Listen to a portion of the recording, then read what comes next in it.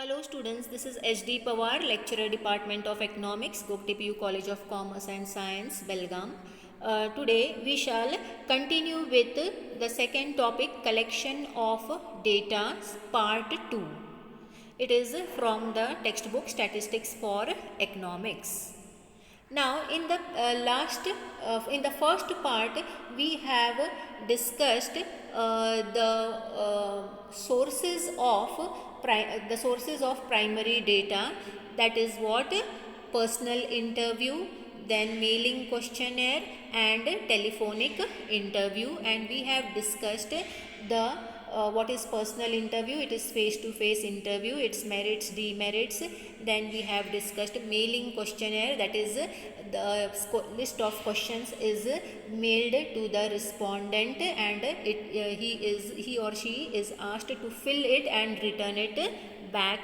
Then we have seen telephonic interview, means it is an interview over the telephone. Then we discussed that the merits of telephonic interview is what? It is the fastest means of collecting the data. Then it requires less time, less labor. Now let's see the demerits of telephonic interview.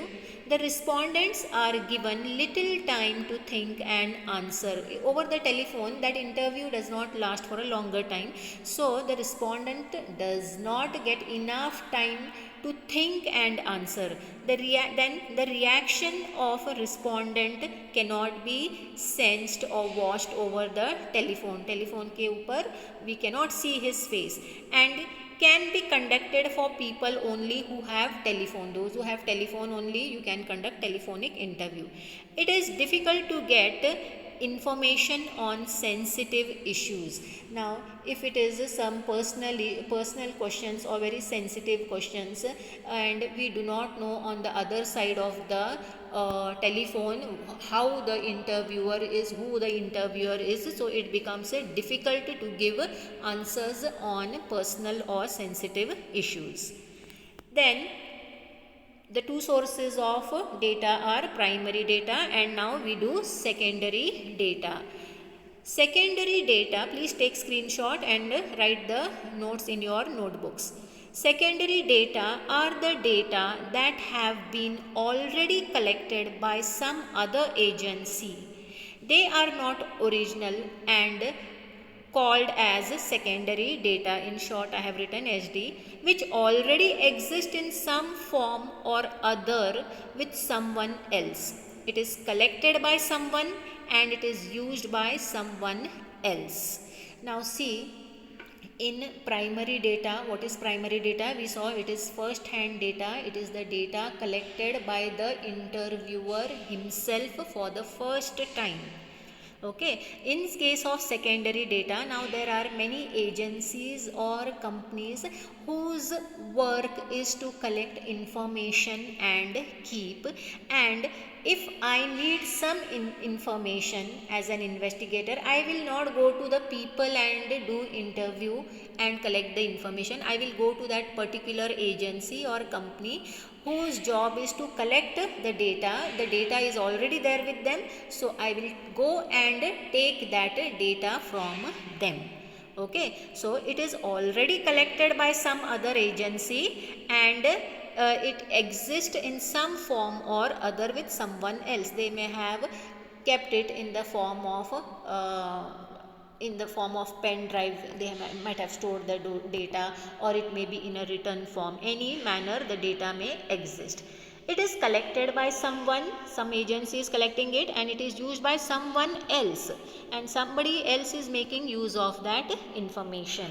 It is easy to get and use, so it saves time and labor and money. I need not, as an interviewer, I need not have to go house to house, door to door and collect the information, and so it saves my time, labor and money.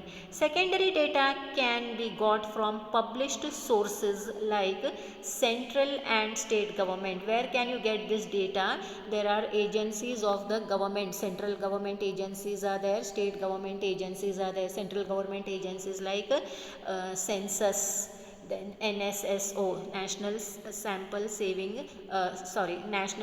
Survey Organizations. They are collecting the information, and we can approach those government offices and get the information.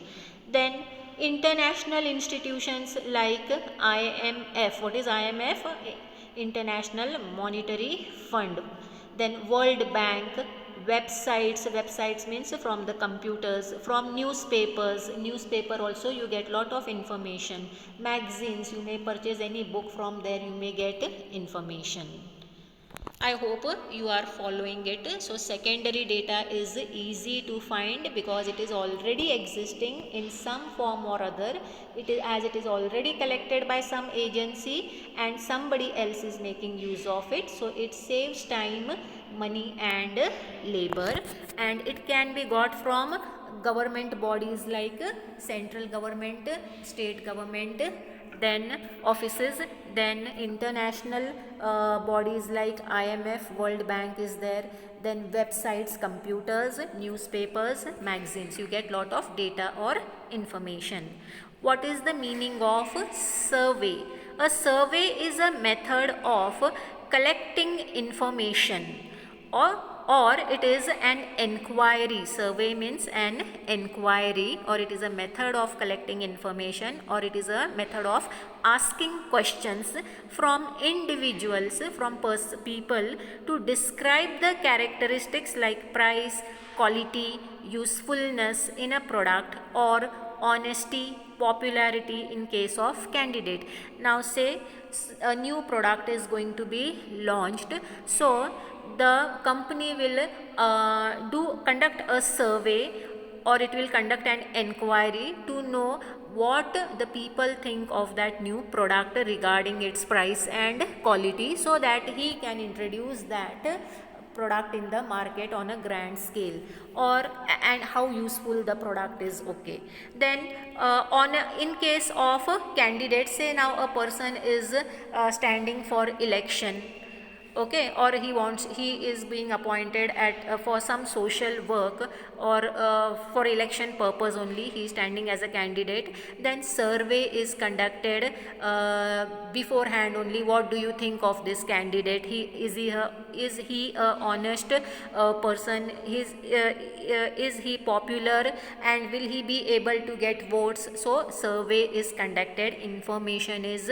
conducted, enquiry is conducted. So survey means collecting information regarding a product or a personality, or doing some enquiry. Then types of surveys. There are two types of surveys: census survey and sample survey. Census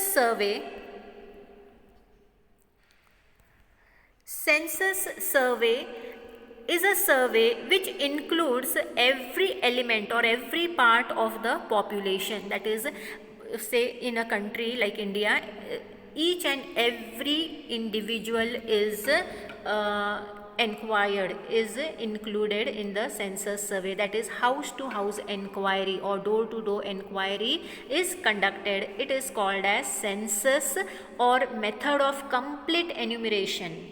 Complete enumeration means a list of questions, long list of questions is given, and information of the population on the given list is completed. Example, Census of India, which is largest source of information undertaken by the government of India, carried out once in 10 years. Census is carried out once in 10 years in our country. It gives information on demographic features. Demographic features means every aspect of population, everything related to population, like what is the total population of the country, what is the gender ratio, how many men versus how many women are there in the country, density of population, that is in a per square kilometer area, how many people are living, then literacy rate, how many are educated, how many are uneducated,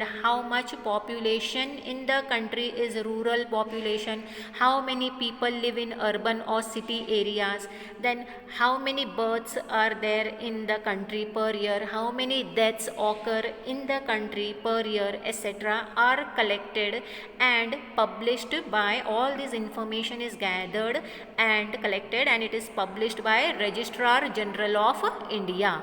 Okay, census is conducted by Government of India, Registrar General of India.